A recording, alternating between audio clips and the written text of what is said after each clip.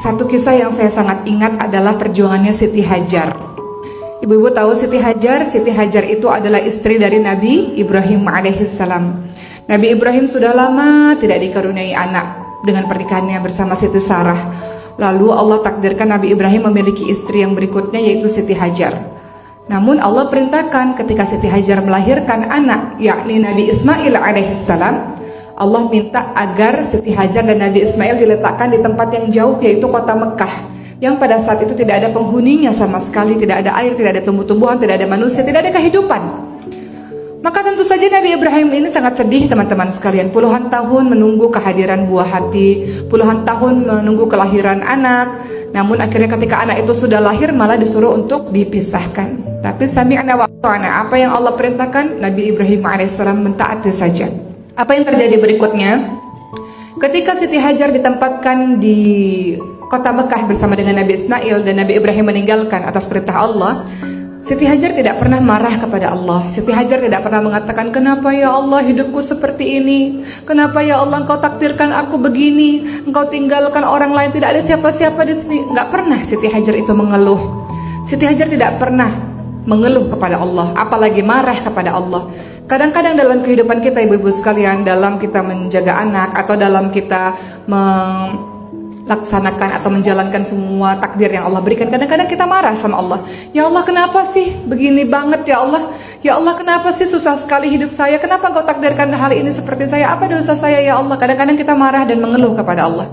Namun Siti Hajar, bayangkan, beliau seorang diri dengan bayinya yang masih kecil, yang masih mungil itu, ditinggalkan seorang diri, tidak ada pernah mengeluh kepada Allah, tidak pernah mempertanyakan kenapa harus saya ya Allah yang kau pilih untuk ditinggalkan di sini. Bagaimana aku hidup? Kenapa ya Allah? Tidak pernah begitu. Siti Hajar tahu bahwa ini adalah memang ketentuan dari Allah. Siti Hajar bertanya pada Nabi Ibrahim sebelum Nabi Ibrahim meninggalkannya, apakah ini perintah dari Allah? Lalu Nabi Ibrahim yang dengan menahan kesedihan hanya bisa mengangguk. Maka Siti Hajar mengatakan, kalau memang ini perintah dari Allah, insya Allah Allah akan menolong kami. Insya Allah Allah tidak akan pernah meninggalkan kami. Jadi Siti Hajar punya keyakinan bahwa memang ini sudah takdir dari Allah, maka diterima takdir itu dan kemudian dijalani. Maka Siti Hajar ketika mendapati anaknya sudah semakin haus, susu air asinya, air susu ibunya sudah semakin mengering, sehingga Siti Hajar mulai berpikir, aku harus melakukan sesuatu untuk membuat anak ini bertahan, kata beliau. Maka akhirnya yang beliau lakukan adalah berjuang. Seorang ibu yang berjuang sampai akhir, berjuang sampai titik darah penghabisan, bukan menangis meratapi nasib, diam, nggak ngapa-ngapain, tapi beliau berjuang. Beliau mencari kehidupan untuk sang anak. Beliau mencari air agar anak ini tidak kehausan. Beliau lari, meninggalkan anaknya sebentar, beliau lari mencari bukit yang kemudian kita kenal dengan bukit Sofa. Naik ke atas dengan batu-batuan yang terjal, yang panas luar biasa. Beliau cari di mana ada air, di mana ada kehidupan, di mana ada tumbuh-tumbuhan, di mana ada manusia, supaya kalian bisa bertahan hidup. Tidak ketemu apa-apa di bukit Sofa, turun dari bukit Sofa yang panas, yang terjal itu, lari sampai ke bukit Marwah. 7 kali, Sofa, Marwah, dari Marwah ke Sofa, terus bolak-balik mencari kehidupan. Ya Allah, di mana ya Allah? Berjuang. Seorang ibu yang terus berjuang untuk membuat anaknya baik-baik saja, untuk membuat anaknya terus bertahan. Sampai akhirnya dari semua perjuangan yang tiada lelah, dengan terus berdoa, husnuzon kepada Allah, sabar, tangguh, tidak pernah menyerah dengan keadaan. Seorang ibu tunggal istilahnya, karena suaminya jauh.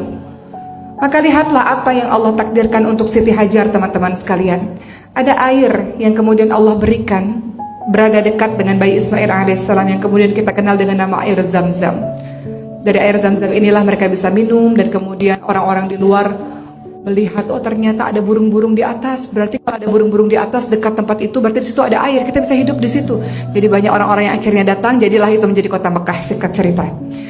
Maka ini juga berlaku, kisah ini kepada kehidupan saya dan mungkin kehidupan banyak orang.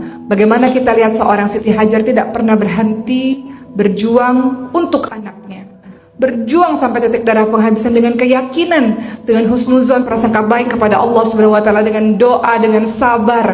Maka lihatlah hasil dari buah kesabaran itu.